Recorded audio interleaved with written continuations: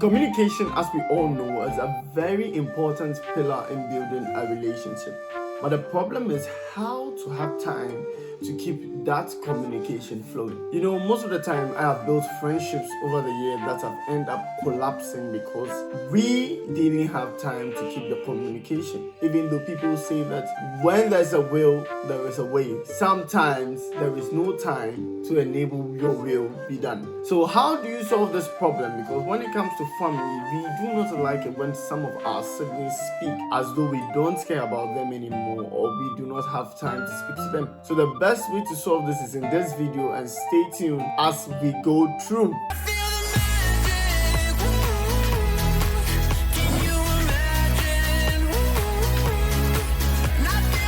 Now, before we go into the 3 points I've listed in this video to aid us be able to schedule our time and find valuable time to spend with the very important people in our life, I want you to know that time is a very important element that if you do not treat right, is going to mess you up big time. Now, what you do not know is that once you do not schedule your time, you have left room for idleness and frustration at a point in the day. So how are we going to schedule our time and find meaningful time for our family? Let's move straight into the video. 1. Priorities and plan. Now, you have to learn to list your priorities in order of the greatest. Okay, so for me, there are 5 important things to me in my life.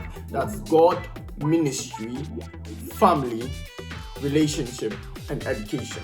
Now, these 5 important things to me, as I have listed, are in order of ranking. So God comes first, ministry comes second, and my family comes third. Yeah, my family comes third. Both the family I have now and the family I will have later. Did you get that? Let's go. Let's just move. And then it comes to relationship. I value relationships a lot. That is relationship with people outside my family, such as friends, and then yes, basically friends. Then education. Education is very important by my order of planning due to the things that it has been categorized with. It comes as fifth. Not because it's not so important to me, but there is less in value compared to the other things that I have listed earlier. So what you're going to do is that once you know the priorities of your life, you plan them out. So maybe Monday, I'm going to give Monday 50% of Monday to God. I'm going to give 100% of Sunday to God.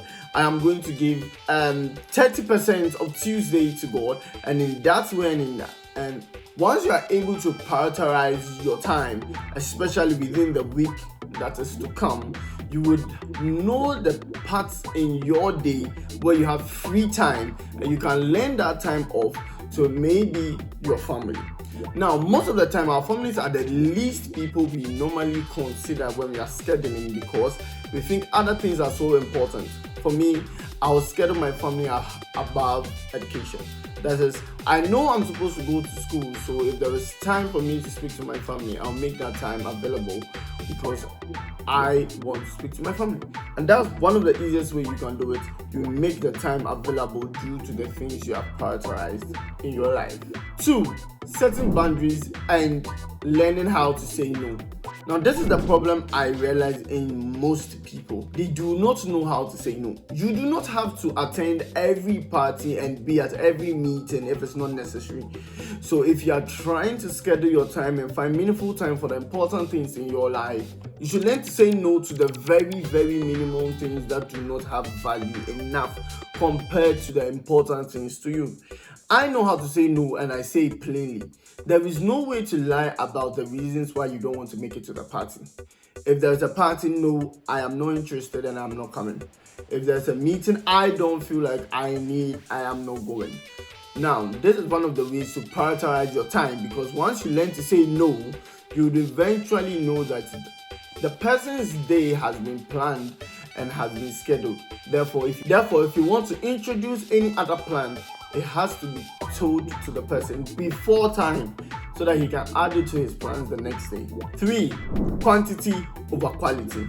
Quantity over quality is very, very, very important to me. Actually, this is one of the things that have changed my life tremendously. When I started to realize the difference between the quality and the quantity of relationship, one of the things I begin to know is that it's not about the quantity of time you spend with somebody, but it's about the quality of the time.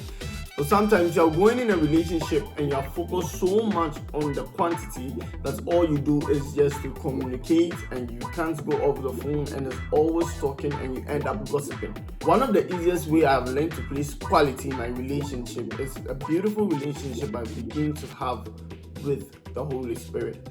One of the things that I learned from the Bible is that the Holy Spirit is more interested in you obeying Him than even in you praying.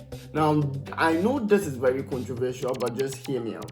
Now, the prophet Samuel told Saul that it is more important to the Lord that you obey Him than you sacrifice. Now, I realized that as I begin to obey the scriptures, it even helped me to enter into more and more hours of prayer. So one of the best gifts I can give you this particular time, I don't know which time you're watching this, but at this particular time, is place quality in the relationship. That shows the value in the relationship. Learn to stick to the schedule and also the importance of the person.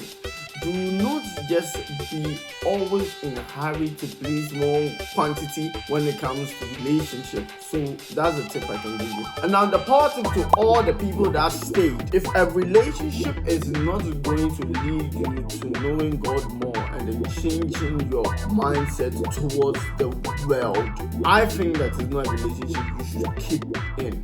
So if you really want to make a better relationship out of every content I have made on this channel, you have to learn to build a relationship with God. Thank you for watching. My name is Gabriel Oppong-Mensah. Don't forget to subscribe, like, and share.